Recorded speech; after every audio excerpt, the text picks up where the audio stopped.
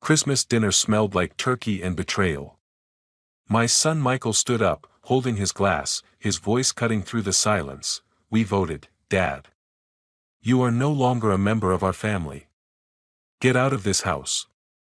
The guests froze. Emily, his wife, was smiling slyly. I smiled back, handing him a folder. "Here is a parting gift for you, son." He opened it and screamed. Everyone was watching, not realizing that my revenge had just begun. They thought they had destroyed me, but they were wrong. Before we continue, please subscribe to the channel and let us know where you are listening in the comments. The dining room smelled of roasted potatoes and resentment. The old oak table, scratched from decades of family dinners, bore the weight of our latest battle. Dirty plates sat untouched, coffee gone cold in chipped mugs. Michael stood at the head, his face flushed, gesturing wildly like a conductor of chaos. Emily sat across from me, arms crossed, her manicured nails tapping a rhythm of disdain. I gripped my fork, its cold metal grounding me as their words sliced through the air. "Dad, we need the money," Michael snapped, his voice sharp enough to rattle the glassware. "This house is falling apart. You can't keep hoarding cash while we're stuck here." I raised an eyebrow, keeping my tone even. "Hoarding? I paid the mortgage on this place before you were born, Michael. What's this really about?" Emily leaned forward, her smile as thin as the ice outside. "It's about progress, Henry. We want to modernize. New floors, new furniture. You wouldn't understand." I understood plenty. The repairs were a flimsy excuse. Emily's phone, propped against her wine glass, displayed a glossy photo of a leather sectional that cost more than my old truck. Michael, pacing now, threw a folded paper onto the table, a contractor's estimate, bloated with unnecessary upgrades. I didn't need to look at it to know they'd already spent the budget in their heads. "You've got savings, Dad," Michael pressed, his voice rising. "What's the point of sitting on it? You're not getting any younger." The jab stung, but I kept my eyes on the table, tracing a familiar scratch from when Michael, at 10, carved his initials with a butter knife. Back when he still looked at me like I was his hero. "I've given you enough," I said quietly. "You live here rent-free. That's more than most get." Emily scoffed, her laugh a blade wrapped in silk. "Rent-free? This place is a museum, Henry. We're doing you a favor by staying." Michael slammed his spoon down, the clatter echoing. "You're so damn selfish. You think you're some saint, but you're just holding us back." The room fell silent, the kind of quiet that presses against your chest. I tightened my grip on the fork, my knuckles whitening. Not the first time he'd raised his voice, but this felt different, raw, final. Emily's eyes glinted with triumph, like she'd been waiting for this explosion. I could have shouted back, could have listed every sacrifice, the overtime shifts, the college tuition, the car I sold to buy his first junker. But words wouldn't reach them. Not anymore.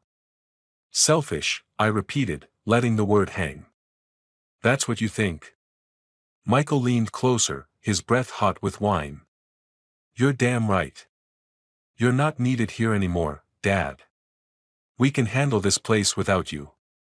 The air shifted, heavy with the weight of his words. Emily's lips twitched, barely hiding her satisfaction. I set the fork down, deliberate, and stood.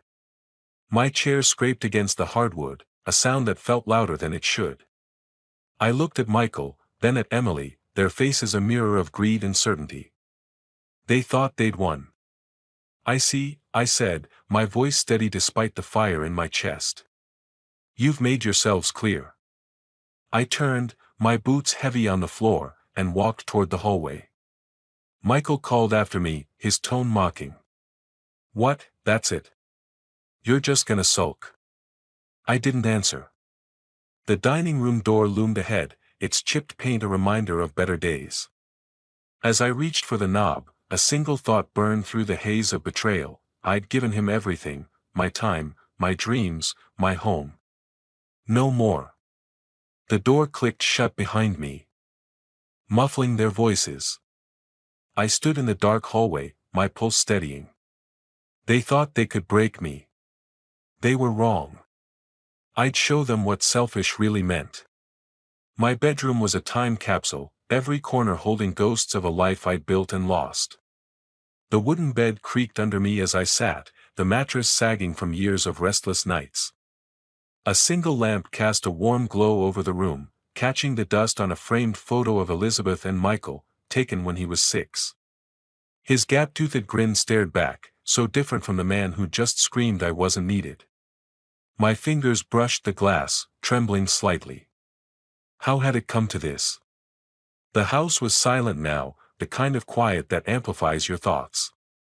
I opened the drawer of the bedside table, pulling out an old photo album, its leather cover worn smooth. Flipping through, I stopped at a picture of Michael at 16, holding a football, his eyes bright with dreams I'd helped fund. I'd sold my Chevy to pay for his college applications, telling Elizabeth it was just a car. She'd squeezed my hand, her smile saying she knew better. We'd both believed it was worth it. Another page, another memory, Michael's graduation. I'd worked double shifts to cover his tuition, my back aching from long hours on construction sites.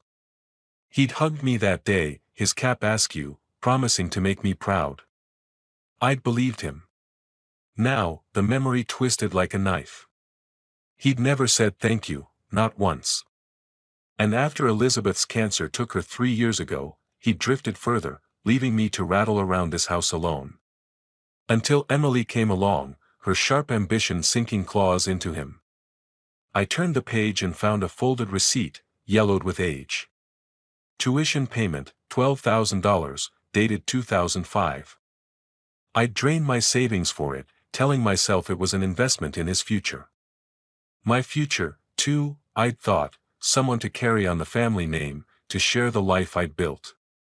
Instead, he'd brought home Emily, her cold eyes sizing up the house like it was a prize to be claimed. She'd changed him, or maybe she'd just revealed who he'd always been.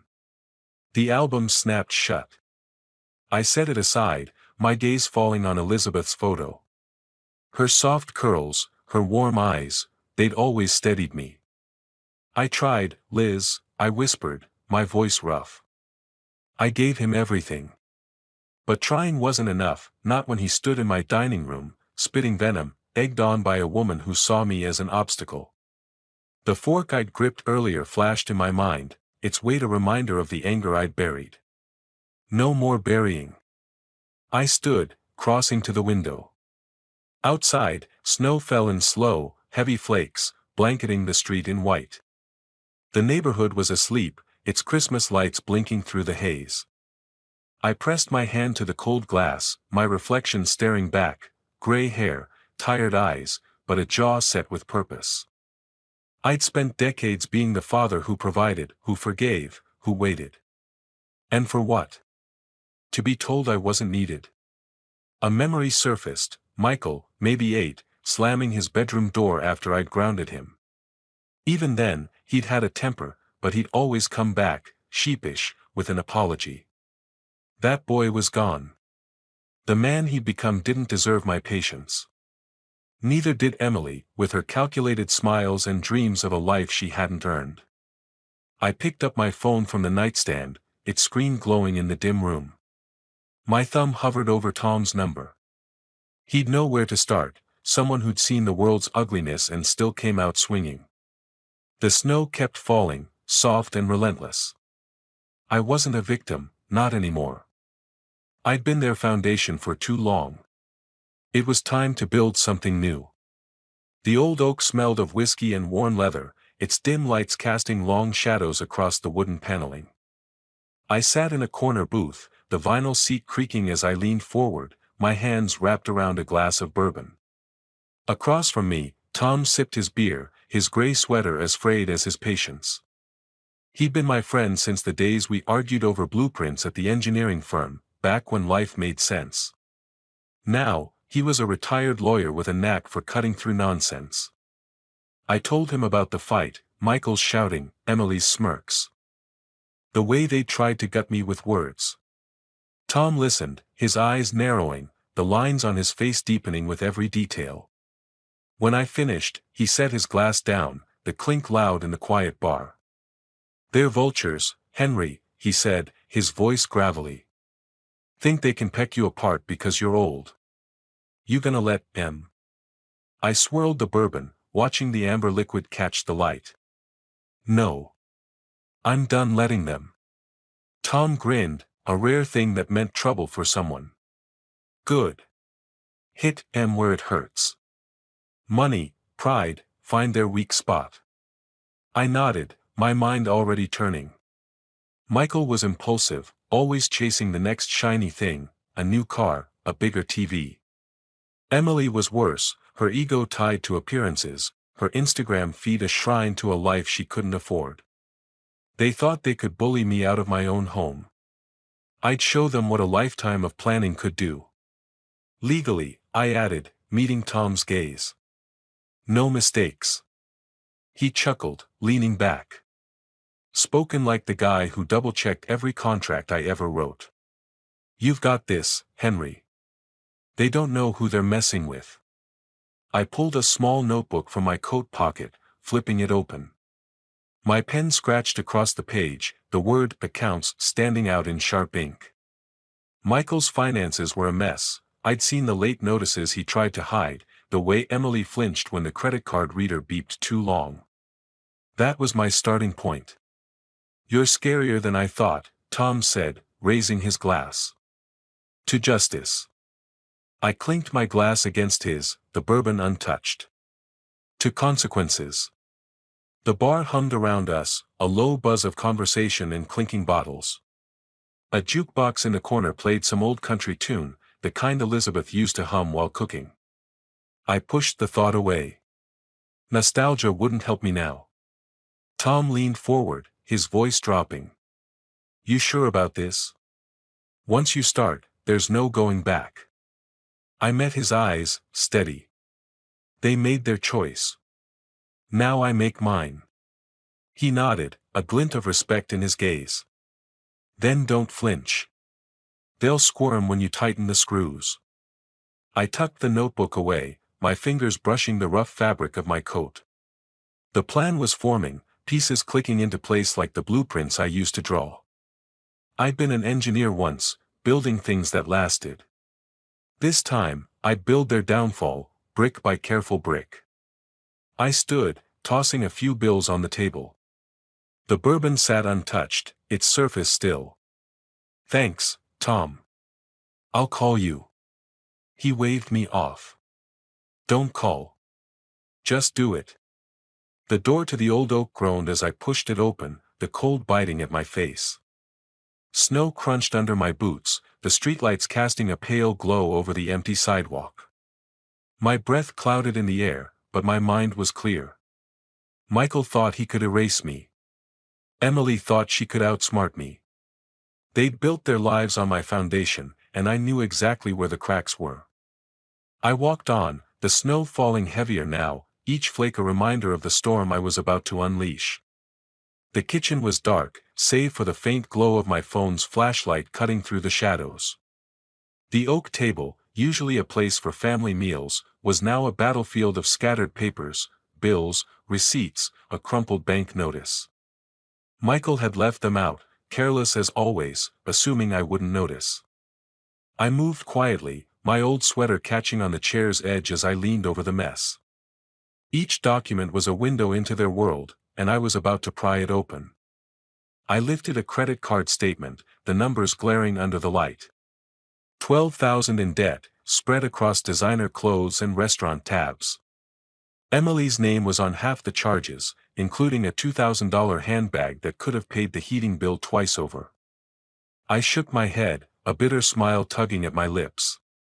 She'd mocked my outdated house while burning through money they didn't have.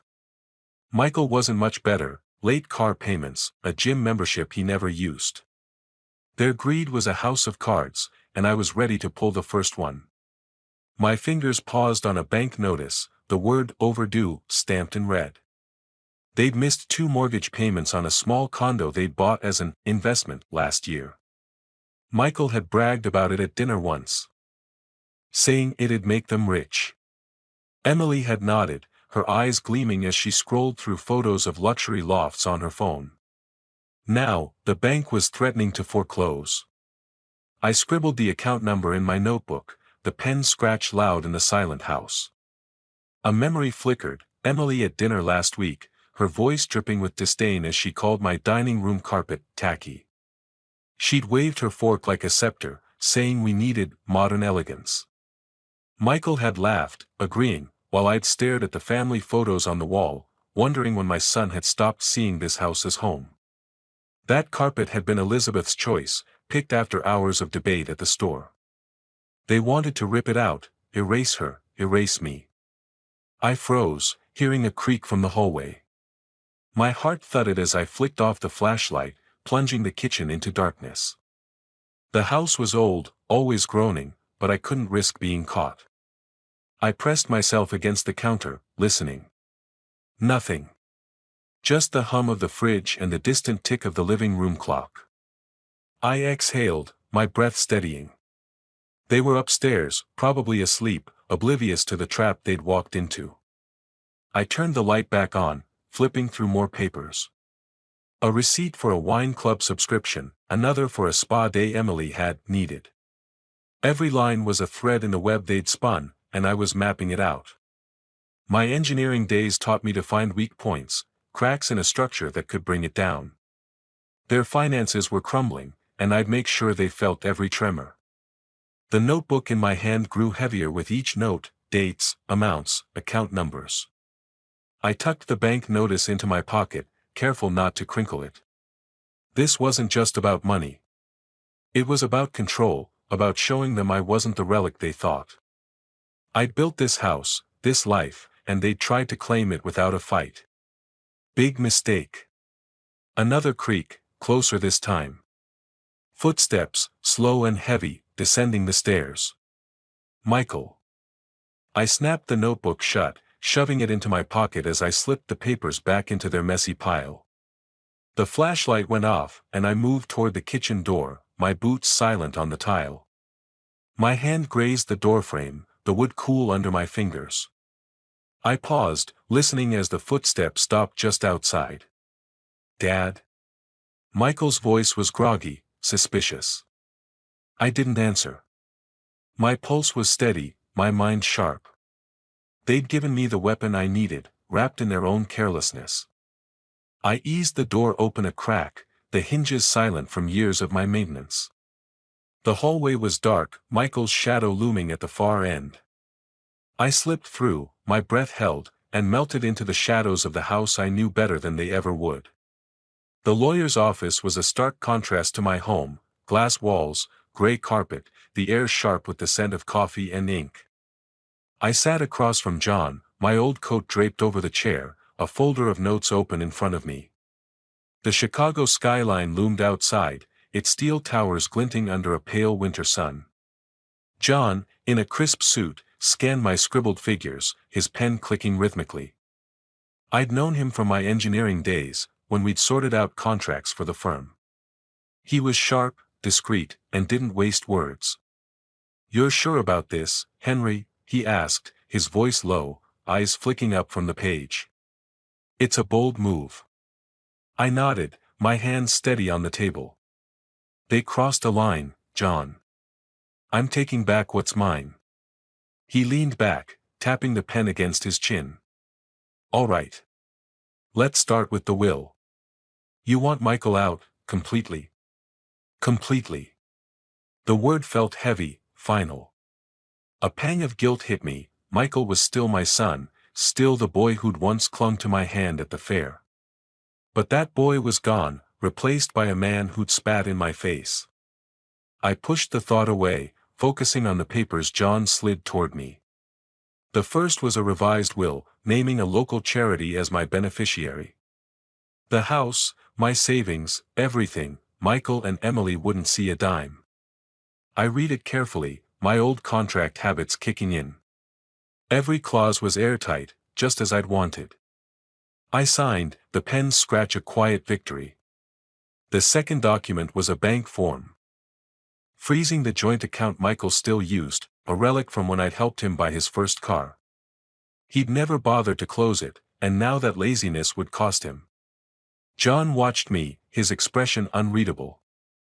You're cutting deep, Henry. They'll feel this. They should have thought of that before, I said, my voice calm but edged with steel. I pulled out my phone, dialing the bank. A quick conversation, a few codes, and the account was locked. Michael wouldn't know until he tried to use it, and I could already imagine his panic. We moved to the house next. John suggested a trust, putting the property out of Michael's reach. They can't force a sale if you're the sole trustee, he explained, scribbling notes. And if they try to push you out, this gives you legal ground to stand on. I nodded, signing where he pointed. The house was my last bastion, the one thing I'd built that still stood strong. I'd poured my life into it, every nail, every shingle, and I'd be damned if they turned it into their personal ATM. The pen felt like a hammer, sealing their fate with each stroke. John stacked the papers, his tone softening. You okay, Henry? This isn't easy, I know. I looked at him, my jaw tight. It's necessary. They made their choice. He didn't push. We shook hands, and I tucked the folder under my arm, the weight of it grounding me. As I stepped toward the door, my phone buzzed in my pocket. I glanced at the screen, Michael's name, a missed call. My pulse quickened, but I didn't answer. He was already feeling the ground shift, even if he didn't know why. The office door closed softly behind me, the city's hum swallowing the sound. I stood on the sidewalk, the wind biting through my coat. Snowflakes dusted my shoulders, melting into the wool. The folder in my hand was a shield, a weapon, a map to justice. Michael's call meant he was rattled, and that was just the start. I slipped the phone back into my pocket, ignoring the second buzz. Let him squirm. I had work to do. The living room glowed with the flicker of the TV, some reality show droning in the background. Michael paced, his phone clutched like a lifeline, the screen's light casting shadows across his face. Emily lounged on the leather couch, legs crossed, her calm a stark contrast to his fury. I stood just outside, hidden in the kitchen's darkness, the door cracked open. My phone was in my hand, recording every word, every shout. They didn't know I was listening, didn't know the ground was crumbling beneath them. You see this? Michael thrust his phone toward Emily, his voice cracking. The account's frozen. I tried to pay the car loan, and it bounced. Bounced. Emily raised an eyebrow, her tone cool. Calm down, Michael. It's probably a glitch. Call the bank. I did. He flung a magazine onto the floor, its pages splaying across the rug. They said it's locked by the primary holder. That's Dad, Emily. He did this. I pressed closer to the door, my knuckles white around the phone. The bank had worked fast, just as I'd hoped. Michael's anger was raw, unfiltered, but it was Emily's reaction I watched for. She shifted, her manicured nails tapping the couch. Your father. Why would he bother? Because he's spiteful. Michael snapped, pacing faster. He's been sulking since we asked for the repair money. You heard him, he thinks he owns us. Emily's lips curved, a slow, calculating smile. Then maybe it's time he leaves. This house is too big for him anyway. We could sell it, move somewhere better. Somewhere modern. My chest tightened, but I kept still, the phone steady. Sell my house. The one I'd built with Elizabeth, where we'd raised Michael, where her laughter still echoed in the walls. They weren't just greedy, they were ruthless. I forced my breathing to slow, my engineer's mind clicking through their words, filing them away. Every syllable was evidence, fuel for the fire I was stoking. Michael stopped pacing, his shoulders slumping. You think we can? Just, kick him out. Emily leaned forward, her voice low, conspiratorial. He's old, Michael. Vulnerable.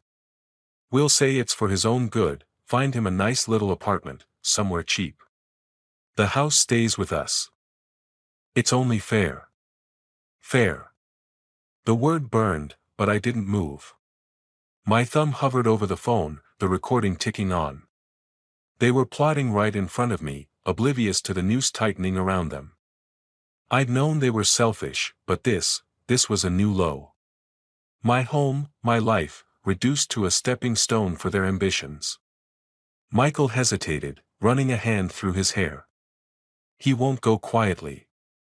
You know how stubborn he is. Then we make him, Emily said, her voice sharp now. We'll talk to a lawyer, figure out our options. He can't stay here forever, dragging us down with him. The TV flickered, a laugh track jarring against the tension. I eased back, my boots silent on the tile. The door's shadow hid me as Emily stood, crossing to the window to check the lock. She was thorough, I'd give her that. But not thorough enough.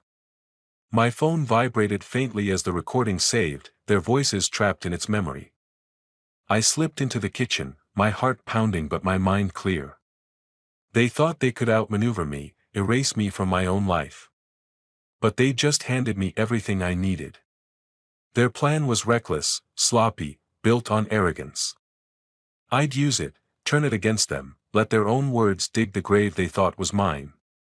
The kitchen door clicked shut behind me, the sound swallowed by the house's silence. I stood in the dark, the phone warm in my hand. They were plotting a war they couldn't win. And I was ready to strike back. The new lock on my front door gleamed under the porch light, its brass surface mocking me. My key, worn from years of use, didn't fit. I stood on the stoop, my breath clouding in the frigid air, snowflakes catching in the folds of my old coat. The house, my house, felt like a stranger's now. Michael and Emily had moved fast, faster than I'd expected. I turned the key again, the metal scraping uselessly, and a cold knot tightened in my chest. They weren't just fighting back. They were trying to erase me. I stepped back, scanning the windows. The living room was dark, curtains drawn, but I knew they were inside, probably gloating. Earlier that day, I'd overheard snippets of their plan from a cousin's voicemail. Michael and Emily had hired a lawyer, claiming I was unstable, unfit to manage my own affairs. They'd spread the story to relatives, painting me as a senile old man who'd lost his grip. Now this lock. It wasn't just a barrier, it was a declaration of war. I circled the house, my boots crunching through the snow. The side door was locked too, its new deadbolt as unyielding as the front. My fingers brushed the doorframe, remembering the summer I'd painted it with Elizabeth, her laughter mixing with the smell of fresh paint. That memory stung, but I shoved it down. Sentiment wouldn't help me now. I needed a way in, or at least a way to turn this against them. Inside, I imagined Michael pacing, his voice sharp as he barked at their lawyer. I'd seen him like this before, red-faced, gesturing wildly, always needing to be the loudest in the room. Emily would be calmer, her words precise, twisting the narrative to make their betrayal sound noble. I could almost hear her, it's for his own good. He can't live alone anymore. The thought made my jaw clench. They didn't know me at all. I pulled out my phone, the screen's glow harsh against the night. Tom's number was at the top of my recent calls. I dialed, keeping my voice low as I leaned against the garage. They changed the locks, I said when he picked up. And they're telling everyone I'm crazy. Tom's laugh was rough, unamused. Bold move for a couple of amateurs. You got a plan? Working on it, I said, my eyes on the house. They're digging their own grave. I just need to push. Don't let them rattle you, he warned. They're scared. That's why they're pulling this stunt. Scared or not, they'd crossed a line. I hung up, slipping the phone into my pocket. The snow fell heavier now, blanketing the yard in silence. I walked to the back door, testing the knob out of habit. Locked, of course. But as I turned away, my phone buzzed, a text from my sister-in-law, Linda. "Henry, what's going on? Michael says you're not well. Call me." I stared at the message, my thumb hovering over the screen. They'd gotten to Linda, too, spinning their lies to anyone who'd listen. The sting of betrayal deepened, but it wasn't despair, it was fuel. They thought they could isolate me, turn my own family against me. They'd underestimated how far I'd go to protect what was mine. I pocketed the phone and headed down the driveway, the snow muffling my steps. The street was quiet, Christmas lights blinking on neighboring houses, their warmth a cruel contrast to the cold radiating from my own. I stopped at the curb, glancing back at the locked door. They thought they'd won this round, thought they'd boxed me out. But I'd built that house, every beam and nail, and I knew its secrets better than they ever would. Let them gloat. I'd find my way back in. The cafe smelled of burnt coffee and cinnamon, its wooden tables cluttered with holiday shoppers' bags. I sat near the window, my hands wrapped around a chipped mug, the steam rising in lazy curls. Across from me, Sarah fidgeted with her spoon, her bright red scarf a splash of color against the gray day. She'd been Elizabeth's friend for decades, one of the few who still checked on me after the funeral. Now, her eyes were wide with worry, her voice barely above a whisper as she leaned closer. "Henry, I heard something you need to know," she said, glancing around like someone might overhear. "Michael and Emily are planning a big Christmas dinner. They've invited the whole family, Linda, your cousins, everyone. They're going to make an announcement." I sipped my coffee, keeping my face neutral. "What kind of announcement?" Sarah hesitated, her spoon clinking against her cup. "They're saying you're unfit. That you've lost control of the house, your finances. They want to declare you incompetent, maybe even push for guardianship. They're using the dinner to get everyone on their side." The words hit like a punch, but I didn't flinch. I set the mug down, its base scraping the table, and leaned back. So that was their game, a public humiliation, dressed up as concern, to strip me of everything. I could picture it, Michael raising a glass, his voice dripping with fake sincerity, Emily nodding along, her smile sharp as a blade. The family would be shocked, maybe even convinced, especially after the rumors they'd already spread. "How'd you hear this?" I asked, my tone calm despite the fire in my chest. "Linda mentioned it," Sarah said, her voice dropping lower. "She's worried, but Michael's got her half convinced you're not yourself. Emily's been calling everyone, saying you're a danger to yourself. It's awful, Henry." I nodded, pulling out my phone and opening the Notes app. My thumbs moved quickly, jotting down the details: Christmas dinner, family, announcement, guardianship. Each word was a piece of their plan, and I was already turning it over in my mind, looking for cracks. They thought they could ambush me, use the holidays' warmth to mask their betrayal. But they'd just given me an opening, a stage to flip their script. Sarah watched me, her brow furrowed. "You're not surprised, are you?" "I'm not," I said, slipping the phone back into my pocket. "They've been building to this. I just didn't expect them to play so dirty." She reached across the table, her hand hovering near mine. "What are you going to do? You can't let them get away with this." I met her gaze, my jaw tight. "I won't. They're counting on me to crumble. They'll get a surprise instead." Sarah's eyes softened, but she didn't press. She knew me well enough to trust I'd handle it. I stood, tossing a few bills on the table, and grabbed my coat. The cafe door jingled as I stepped outside, the cold biting at my face. Snow dusted the sidewalk, clinging to my boots as I walked. My phone buzzed again, another message from Linda, probably more questions I wouldn't answer. I ignored it, my mind racing. The Christmas dinner was their trap, but it could be mine too. They wanted a spectacle, a moment to cement their victory. I'd give them one, just not the kind they expected. The streetlights flickered on, casting long shadows across the snow. I checked my notes again, the words glowing on the screen. They'd opened a door to their own downfall, and I was ready to step through. The lawyer's office was a fortress of glass and steel, its air thick with the hum of efficiency. I sat across from John, my folder open on the polished table, papers spread like a battle map. John adjusted his glasses, scanning the documents I prepared: eviction notices for Michael and Emily, a court order to freeze their shared accounts, and a list of their debts, meticulously cross-referenced.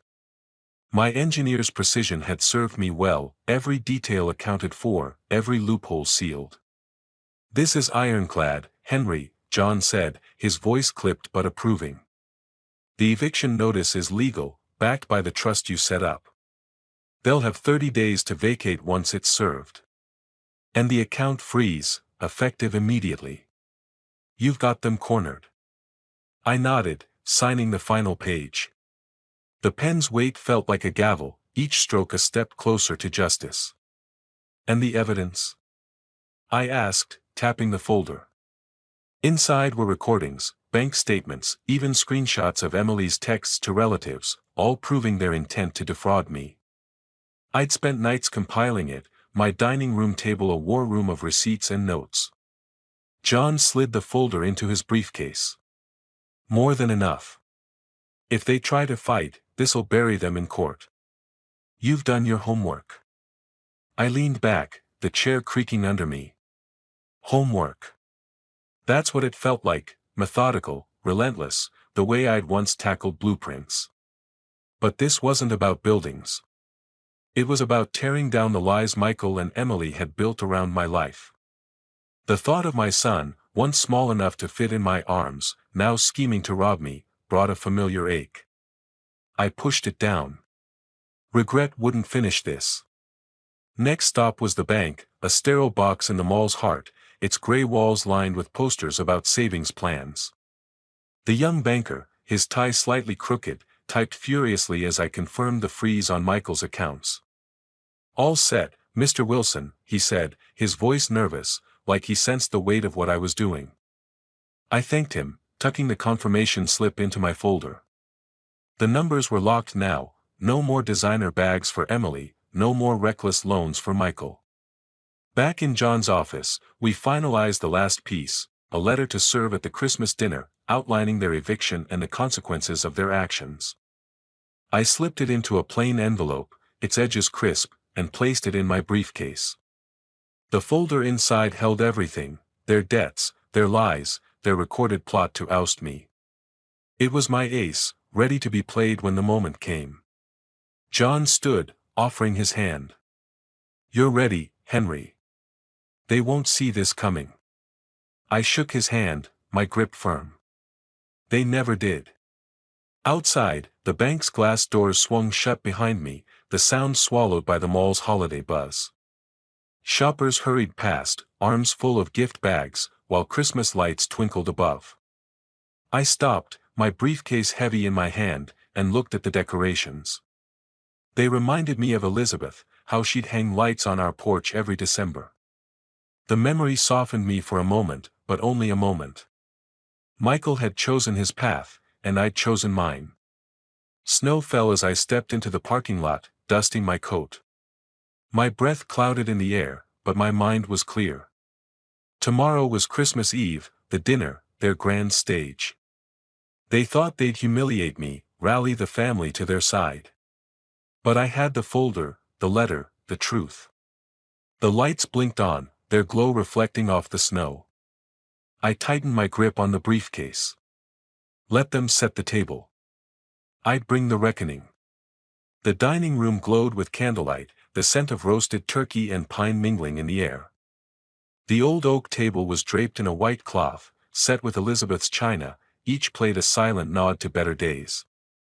Relatives and friends filled the chairs: Linda, my cousins, a few neighbors, their faces a mix of anticipation and unease. Michael stood at the head, a wine glass in hand, his smile as polished as the new watch on his wrist.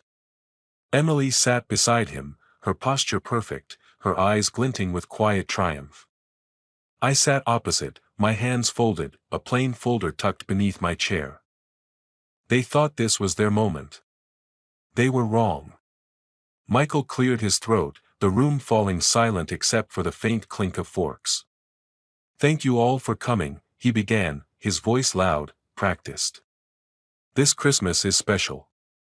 It's about family, about moving forward. But there's something we need to address." I watched him, my face calm, though my pulse thrummed. The folder under my chair felt heavy, its contents a blade I'd honed for weeks. Michael's gaze flicked to me, a flash of disdain crossing his features. He raised his glass higher, his tone hardening. "Dad, we've talked about this. You're not well. This house, this life, it's too much for you. We've voted, as a family. You're no longer part of it. It's time for you to leave." A gasp rippled through the room. Linda's hand flew to her mouth, and my cousin Tom leaned forward, frowning. Emily's smile widened, thin and sharp, as she nodded in agreement. The guests shifted, whispers breaking the silence, their eyes darting between Michael and me. They'd heard the rumors, Michael's lies about my instability, and now they waited for my collapse. I stood, slow and deliberate, my chair scraping the hardwood. Every eye was on me, the air thick with expectation. "Is that so, Michael?" I said, my voice steady, almost soft. "You've decided I'm done." He smirked, emboldened. "It's for your own good, Dad. You'll thank us later." I reached under the chair, pulling out the folder. Its plain cover drew curious glances, but Michael's confidence didn't waver. Emily leaned closer to him, whispering something, her fingers brushing his arm. I stepped forward, holding the folder out to him. "A parting gift, then," I said, my tone light but edged with steel. "Open it." Michael hesitated, his smirk faltering. He took the folder, his fingers brushing the paper as if it might burn. The room was silent now, the candles flickering, casting shadows across his face. He flipped it open, his eyes scanning the first page, an eviction notice, bold and unyielding, addressed to him and Emily. His breath caught, his hand trembling as he turned to the next document, a court order freezing their accounts, followed by a detailed list of their debts, their lies, their recorded plot to defraud me. "What is this?" he shouted, his voice cracking. The folder slipped, papers scattering across the table, landing near the turkey platter. "You can't do this." "I already have," I said, my gaze locked on his. "You thought you could take my home, my life, and call it yours. Read the rest. It's all there, your debts, your plans, your words." Emily snatched a paper, her face paling as she read. "This is a lie," she snapped, but her voice shook, her composure crumbling. The guests leaned closer, reading over her shoulder, their whispers turning to murmurs of shock. Linda stood, grabbing a page, her eyes wide as she saw the truth, screenshots of Emily's texts, the recording transcript, the bank notices. "Michael, is this true?" Linda asked, her voice sharp. "You tried to sell his house." He stammered, his glass clattering to the table, wine spilling across the cloth. It's not what it looks like." I stepped back, letting the chaos unfold. The folder was my weapon, and it had struck true. Emily's eyes darted to the guests, seeking allies, but found only disbelief. Michael's face was red, his hands shaking as he tried to gather the papers. I stood still, my heart steady, the weight of years lifting. They'd set the stage, but I'd rewritten the ending. The front door loomed in the distance, its frame outlined by the hallway's dim light. Someone pointed to it, their voice lost in the growing clamor. I didn't move, my eyes on Michael. He thought he'd broken me. Now he was the one breaking. The dining room was a storm of voices, the once orderly table now a mess of spilled wine and scattered papers. Michael slumped in his chair, his hands clutching his head, the eviction notice crumpled in his fist. Emily stood, her face flushed, her manicured nails digging into a napkin as she tried to salvage her crumbling facade. The guests were on their feet, some shouting, others whispering, their eyes darting between the documents and the couple who'd betrayed me. I stood at the edge of the chaos, my hands in my pockets, watching their world unravel. "Michael, explain this," Linda demanded, waving a bank statement, her voice cutting through the noise. "You told us Henry was losing his mind, but this says you plan to sell his house." Michael's head snapped up, his eyes wild. "It's not true. He's twisting everything. We were trying to help him." "Help?" my cousin Tom barked, snatching a paper from the table. "This is a recording of you plotting to kick him out. You called him a burden." Emily stepped forward, her smile forced, her voice trembling. "Everyone, please, calm down. There's been a misunderstanding. We only wanted what's best for Henry." "Best?" Sarah, Elizabeth's old friend, stood, her scarf slipping as she pointed at Emily. "You lied to us. You spread rumors, said he was crazy, all so you could steal his home." The room erupted, guests talking over each other, some grabbing papers to read for themselves. A child at the far end of the table ducked behind her mother, startled by the shouting. Emily's eyes welled up, her mascara smudging, but she kept her chin high, clinging to the last scraps of her dignity. Michael, though, was unraveling faster. He lunged for the folder, trying to gather the papers, but Linda pulled it away, her face a mask of disgust. "Enough, Michael," she snapped. "You've shamed this family." He turned to me, his voice breaking. "Dad, please. Tell them it's a mistake. We didn't mean it like that." I met his gaze, my expression unchanged. "You meant every word," I said, my voice low but firm. "You made your choice. Live with it." Emily grabbed his arm, her voice a desperate hiss. "Henry, we're sorry. We'll fix this. Just, don't do this. We can work it out." I shook my head, stepping back. "You had years to work it out. You chose greed instead." The guests were moving now, some heading for the door, their coats already in hand. Tom threw a paper back on the table, muttering something about disgrace. Linda followed, pausing to look at me, her eyes soft with apology. "I should have known better, Henry," she said quietly. "I'm sorry." I nodded, saying nothing. The apologies didn't matter now. The truth was out, and it was sharper than any blade. Michael's shoulders shook, his voice rising to a plea. "Dad, you can't throw us out. This is our home too." "It's mine," I said, my words final.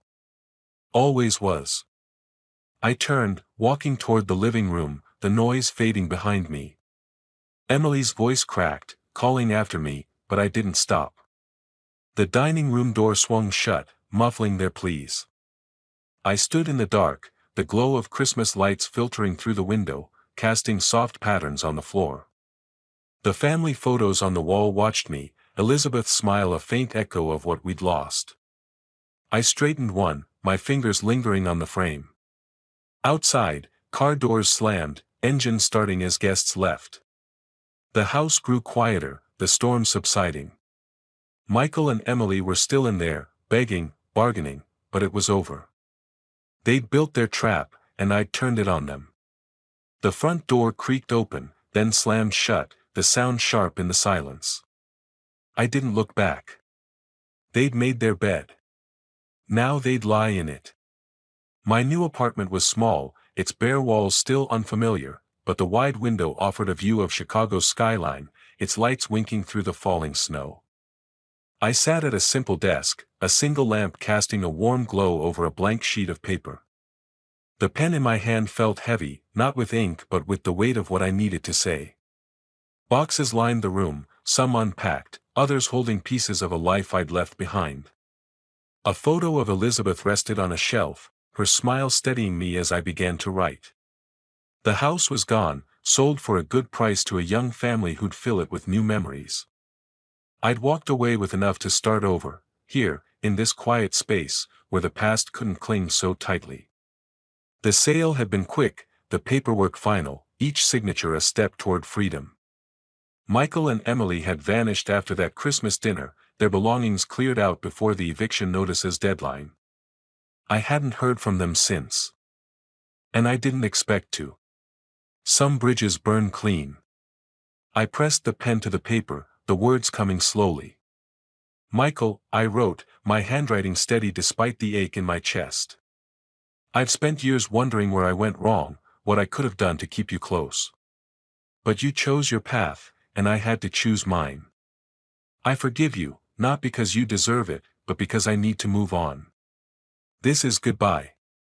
The words were simple, but they carried everything, the love I'd once had, the betrayal that broke it, the peace I was claiming now. I folded the letter, slipping it into a plain envelope. My fingers brushed the paper, lingering as I set it on the desk. Forgiveness wasn't for them, it was for me, a way to shed the last of their weight. I'd carried them long enough. Outside, the snow fell in slow, heavy flakes, blanketing the city in silence. I stood, crossing to the window, my reflection faint against the glass. The skyline stretched before me, its sharp edges softened by the storm. I'd built a life once, in a house filled with laughter and dreams. That life was gone, but I wasn't. I was still here, still standing, with years left to shape something new.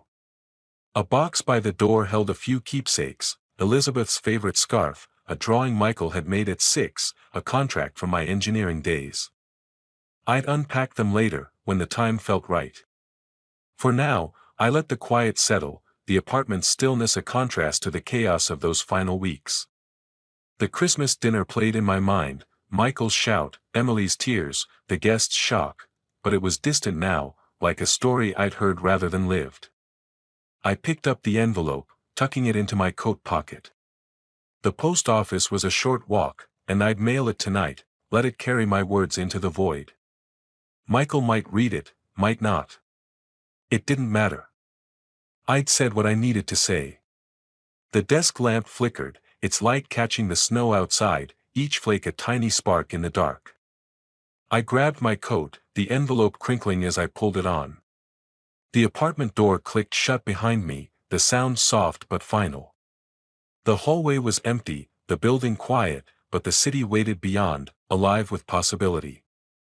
I stepped into the elevator, my boots leaving faint wet prints on the floor.